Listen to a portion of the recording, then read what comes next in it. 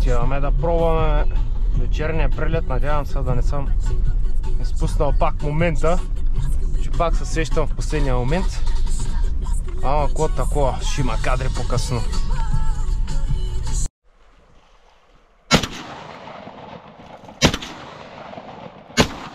Ах, майките да еба! Ах, той ще избяга!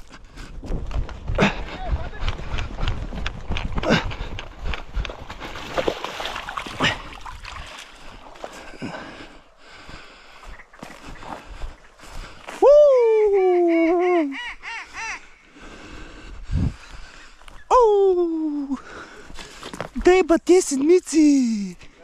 Дай ба с тия седмици! Аз ги чух, ама нарочно продължавам да свиря, чух ги, че каснаха.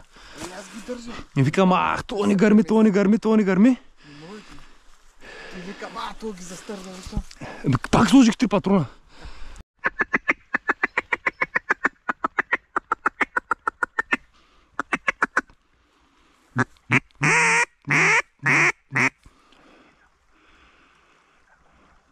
Кое е в майката?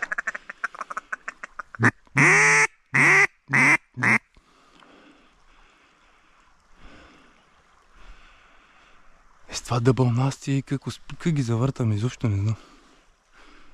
Ти откъде дойдох? Ти отгоре? Чу ги, че спукаха, но... 2? А втората на къде отиде?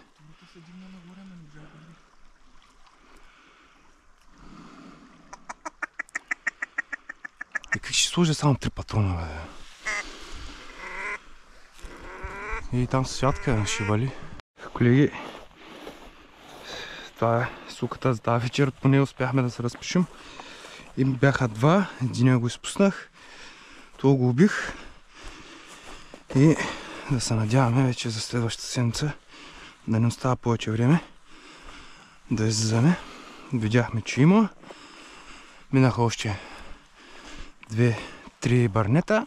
Нямахме възможност да стреляме. Не бях самичък, бях с един колега. Не очаквах да го видя. Пак се получи лов. Общо взето това е, само че ще трябва да се опитам по някакъв начин да се наглася камерата. Понеже е много тъмно и не се вижда вечерта като минават, а има някаква видимост. Дано да успея да намеря нещо в интернет.